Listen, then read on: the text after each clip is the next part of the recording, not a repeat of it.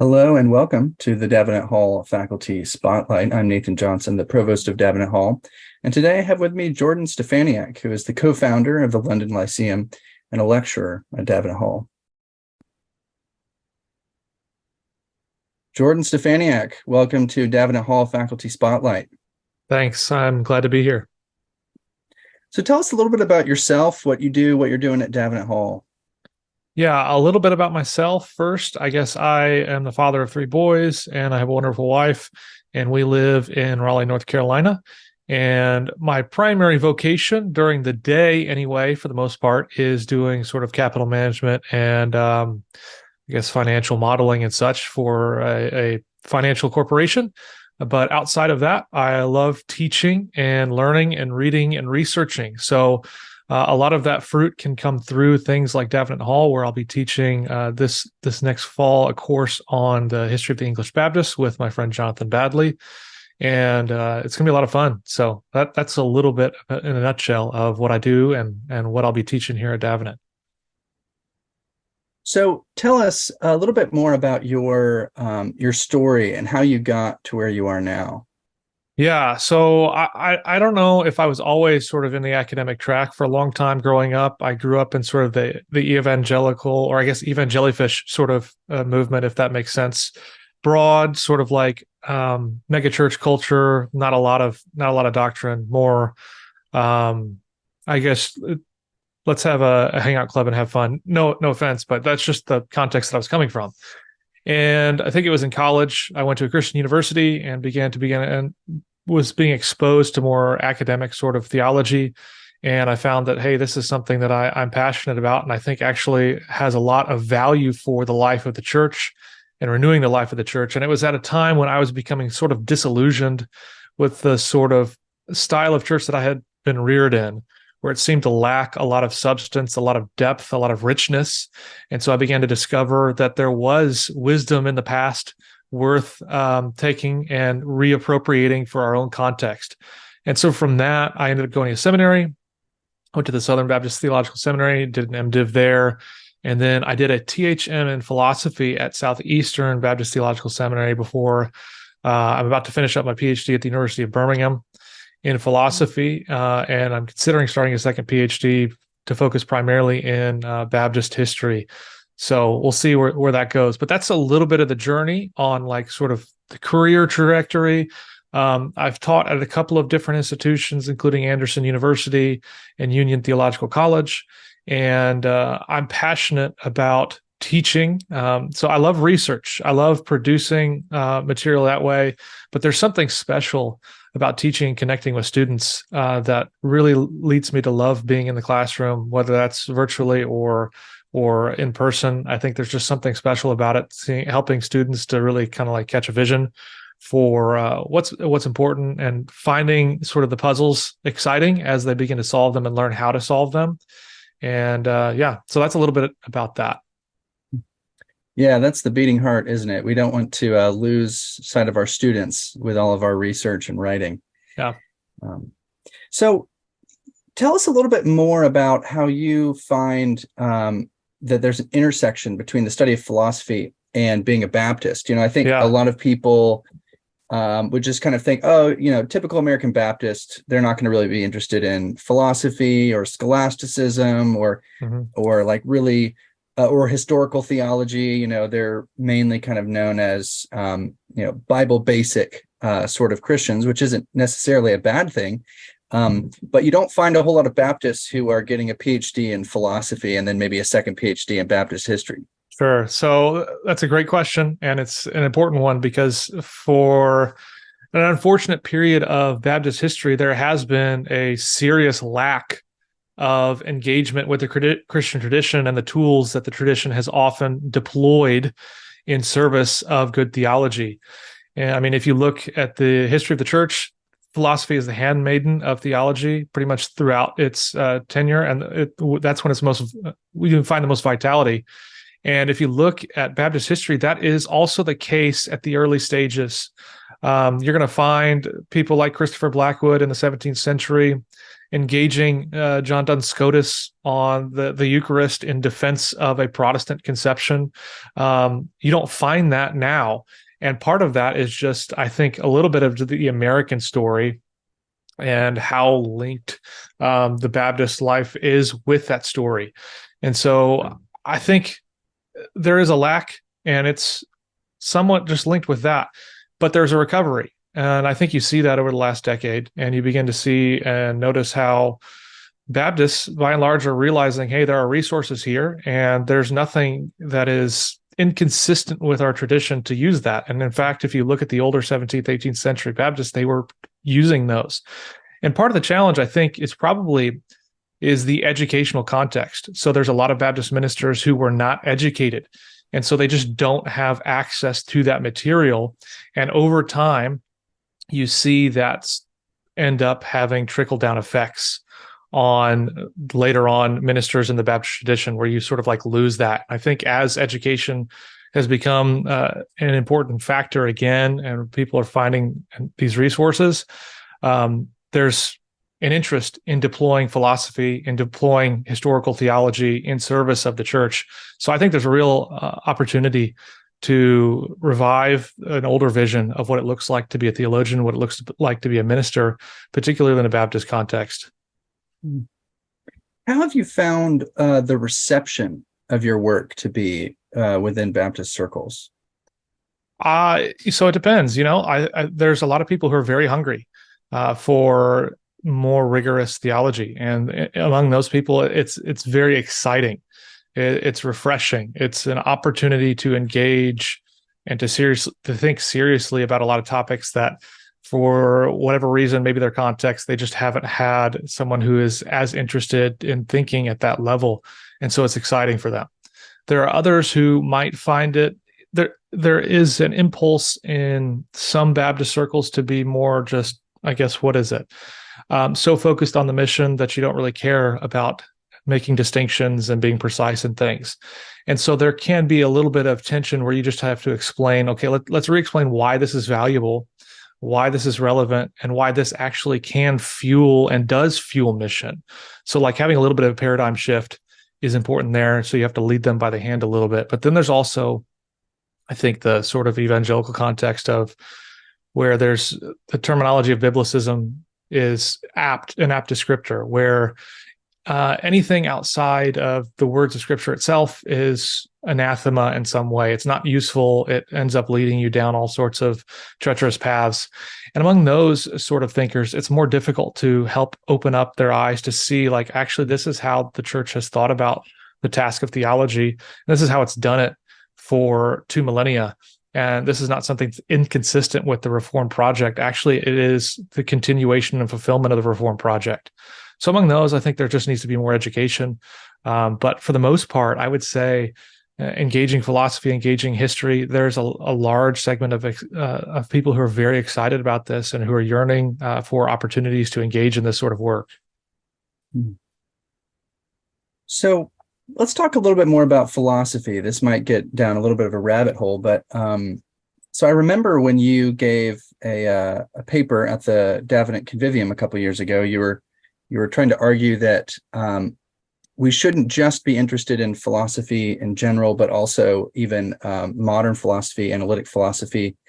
Sometimes theologians who want to kind of bring back philosophy as the handmaiden of theology really want to stick with kind of earlier methods.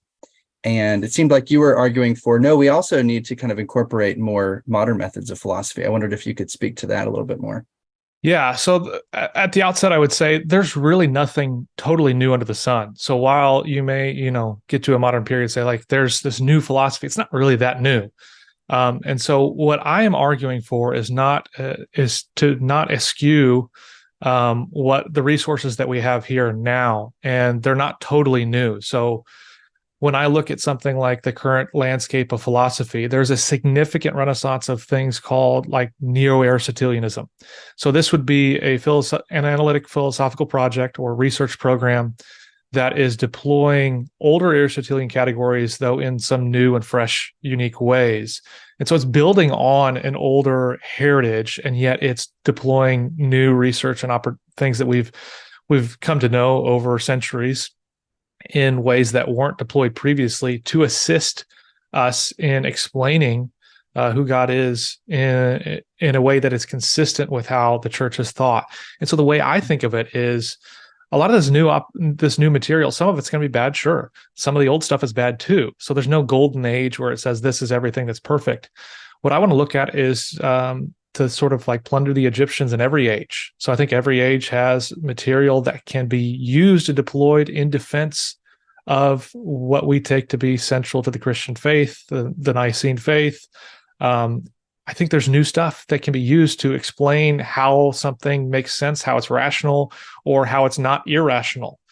And so my task in that is not to say the old is bad and the new is good. It's just to say we're sort of on an even playing field here, and we shouldn't just ignore what God has been doing in the last 3 or 4 centuries because, well, I've got it all figured out back then. I don't think they didn't have all the answers back then. We don't have all the answers now, but it's a continual process and progress to explaining and defending better the Christian faith, if that makes sense.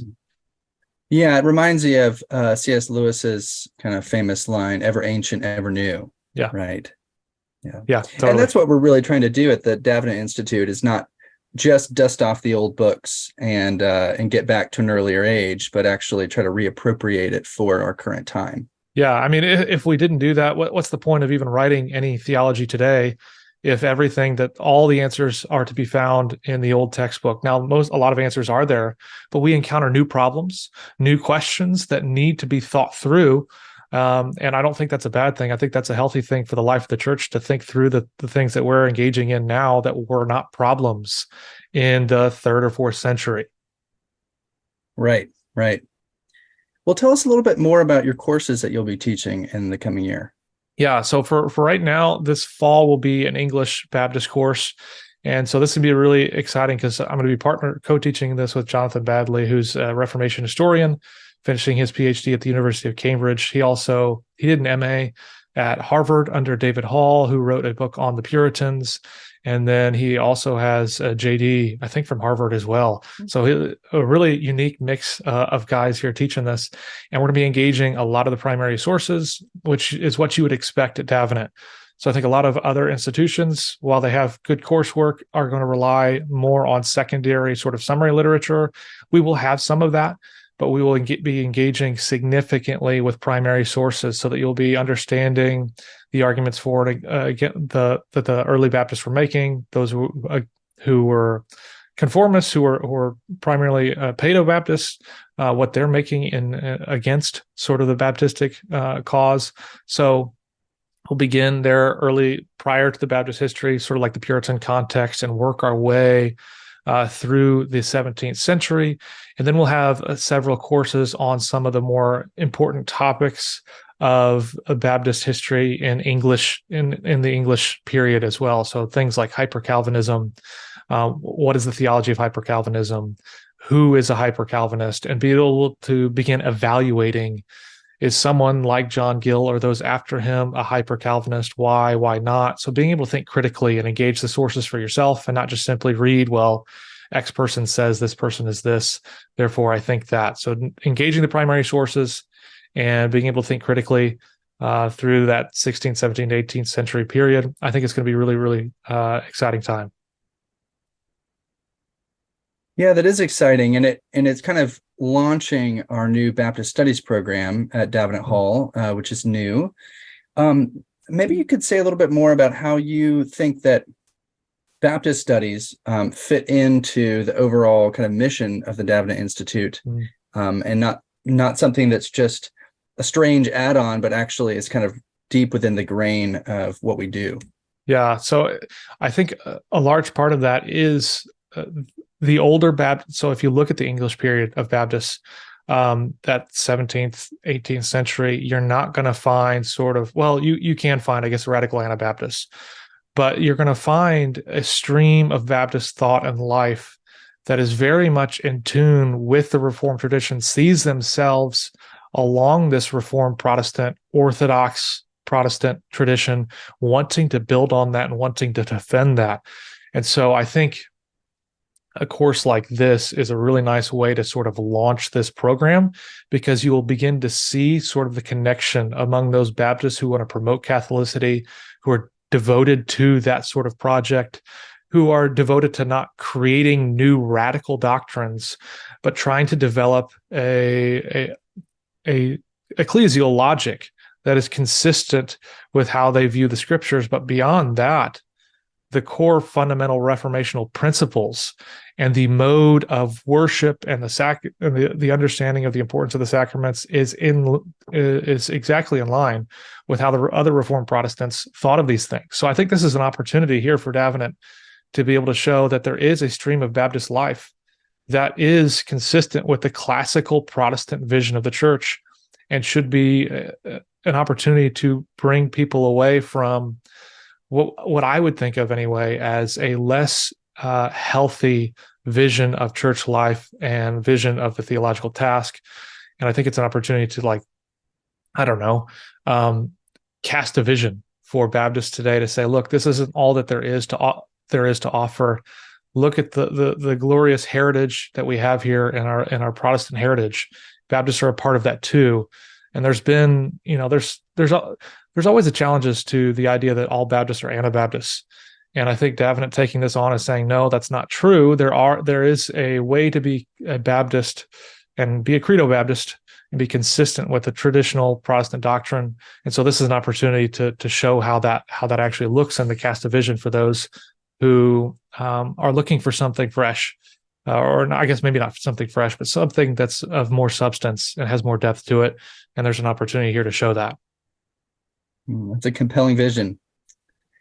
Are there any publications, either recent or upcoming, that we can be on the lookout for?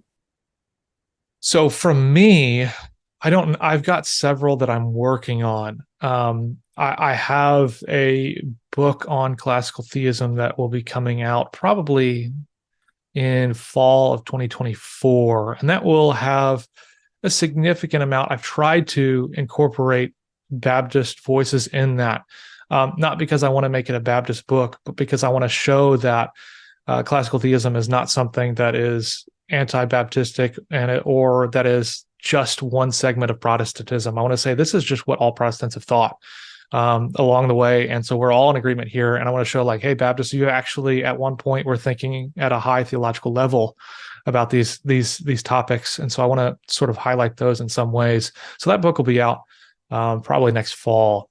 Besides that, I've got some papers that I'm working on. But a friend of mine, Garrett Walden, who will also be teaching in the Davenant courses in the future, has a paper on John Gill and eternal justification that will be coming out in International Journal of Systematic Theology very soon.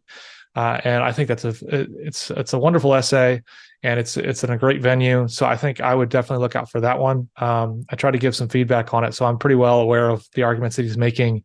And it's a good contribution to saying, look, there are resources here within the Baptist tradition to think at a high theological level, and that we should invite more people to begin doing those things there as well. So, because one of the things that I always thought was, growing up when I became Reformed, all my favorite heroes, all my favorite theologians, they're all Presbyterian or they're all Anglican.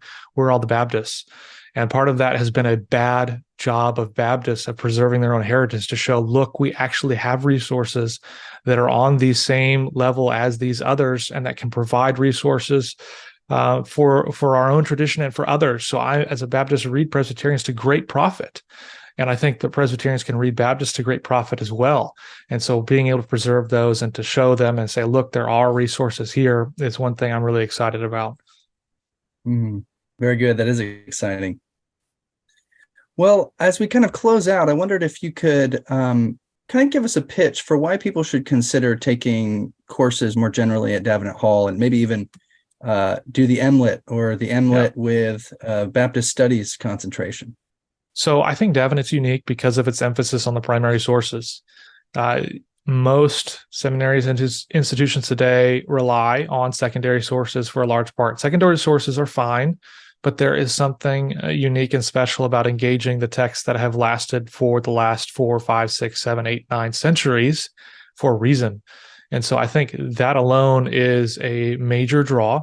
Another major draw is just the type of courses that Davenant is continuing to produce and to create as opportunities for students to take.